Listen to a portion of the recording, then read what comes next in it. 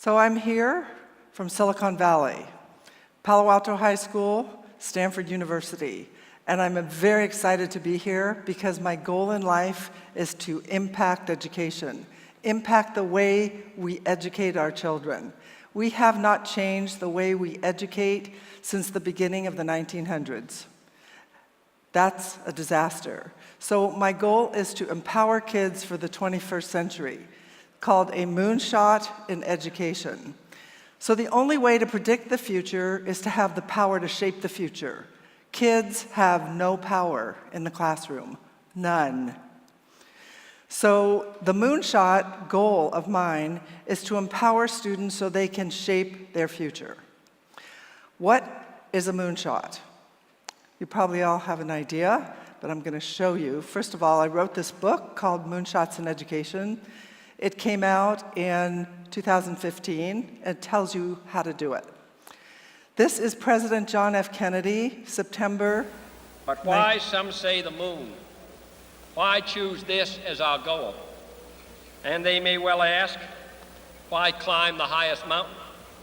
Why, 35 years ago, fly the Atlantic? Why does Rice play Texas? We choose to go to the moon. We choose to go to the moon.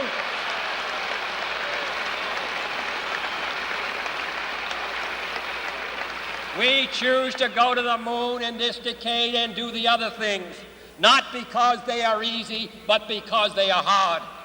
Because that goal will serve to organize and measure the best of our energies and skills.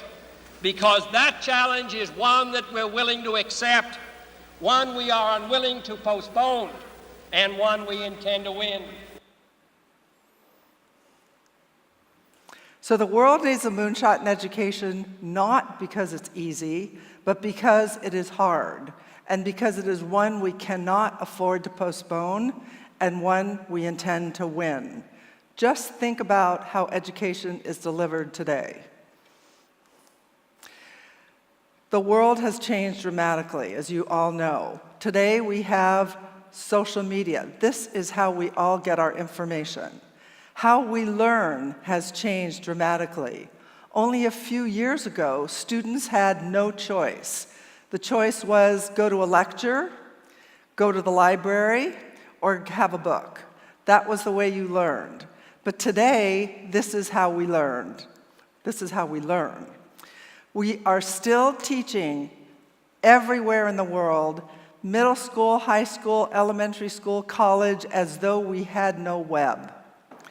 This is what it looks like, lecture-based model. So our number one goal is really to take a test. And famous Harvard professor Eric Mazur, he said that test taking promotes memorization, not learning. 2 weeks after you take a test, students remember only 32%, and a year later you remember less than 20%. The main education goals today here in Poland and worldwide are follow instructions and be great test takers. Does that equal entrepreneurs? So it's really tough to change the culture of education because we've been teaching like this for hundreds of years. We've been teaching memorization. Just think about the communist culture. That's what we did. We taught memorization. So do we really want a nation of sheep who follow instructions, or do we want a nation of creative people who think? What we do in the schools is what we get as adults.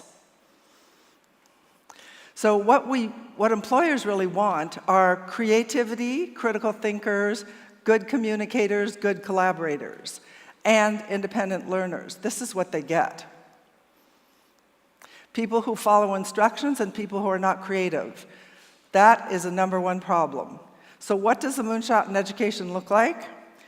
These are my classes. Does this look like a typical class? I'm just going to go through these quickly. You'll see typical classroom does not look, or the Moonshot classroom does not look like the typical classroom. Here are students collaborating, working on projects, working on things that they care about. This is what the new school should look like. So the teacher is the key. How to change the system? You can't change it unless you change the teacher. But this is what all teachers come out of schools of education with: how to control the class. If you go on Google, you will find 150 million results if you type in classroom control. 150 million. Everybody's trying to do it. So we need to move the teacher from the sage on the stage to the guide on the side, so that the student actually has some control, some agency, and cares about what they're learning. So this is probably the most important slide that I'm showing, because this is the trick in the classroom. This is what makes the difference. Trust, respect, independence, collaboration, and kindness. Trick, that's the acronym. There is no trust and no respect in most classrooms. The teacher is in total control. So how do we do it? So number one way to change the teacher is ongoing professional development, and another possibility is to pay the teachers, motivate them to implement the change. Without those motivations, they're probably not going to do it. Teachers also need administrative support. So my suggestion is, it's hard to change the system to start, so how about just a little bit? How about 20% of the time real-world projects, 80% of the time traditional education? Just a little bit to give kids an idea of what it's like to be an entrepreneur. So real-world project-based learning has these kinds of things. This is a century of media. The number of users on social media, billions. So I'm using media today in Palo Alto High School next to Stanford University as a platform to teach students to think. So kids learn the following skills. I wish I could go over each one of these with you, but they're complicated and it would take a long time. But if you just think about the first one, risk-taking, grit and resilience, do you learn those things by reading a book? Can you learn to swim by watching the Olympics? Or how about learn to ride a bike by reading a book? You can't learn any of these skills unless you do them. So I have this program at Palo Alto High School. This is one of the programs that has worked. It's started in 1984. It started in this building. I was there for 30 years with a typewriter and X-Acto knives. Today, this is what I have today because the program was very successful because so many kids wanted to do it. So today I have over 600 students, 10 publications, and 6 media arts teachers. It's the largest in the United States, and it wins a lot of awards. So this is what a Moonshot classroom looks like. We'll go through these. It doesn't look like your traditional classroom because the traditional classroom forces the teacher to keep everybody in a row. Notice that these chairs have wheels on them. So this is the assessment. How do you assess? This is examples of the kind of work students will do when they own the work. This is a publication, newspaper, 24 pages, comes out every 2 to 3 weeks, full-sized. This is part of the paper. Here's some other examples of the paper. Then this is the Campanile, or all the paper Campanile. This is examples of the magazine. It's called a C magazine. It's all done by students age 14 to 18. This is a website updated 3 times a day. This is another example of magazine. These are 28 to 80 pages long. All created by students, all come out every 6 weeks. This is Verde. This is a website by the students. This is sports magazine by the students. This is a foreign affairs magazine that the students do. This is photography magazine that the students have. This is also another website. And we also do television every day, broadcast to the entire school. 600 kids, we have to keep them busy. This is why there's so many programs. So, wins top awards in the United States, gold crown from Columbia Scholastic Press. Who pays for all this? Self-supporting. The students own it and they pay for it with advertising. They learn entrepreneurial schools. This is what I suggest for schools everywhere. Students need to learn these skills.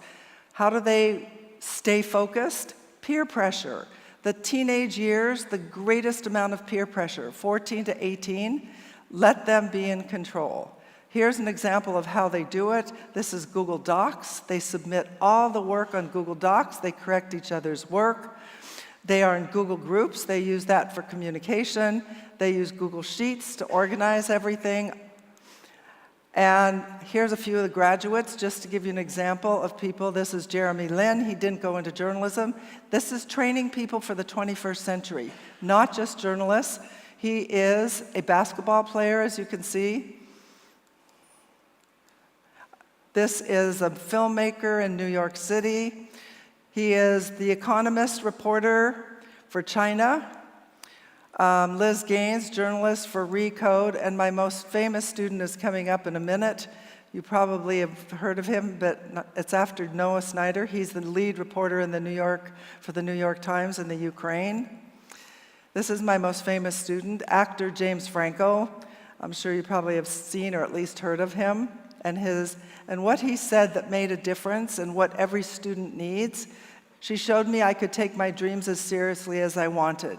So every student has dreams. It's the responsibility of that teacher to nurture those dreams and not to put them in a little box and tell them that they have to follow all the rules. So I don't know whether this is going to play, but we want to let students control their learning for 20% of the time with real-world projects related to the subject. So we need to empower students so they can control their future. Thank you.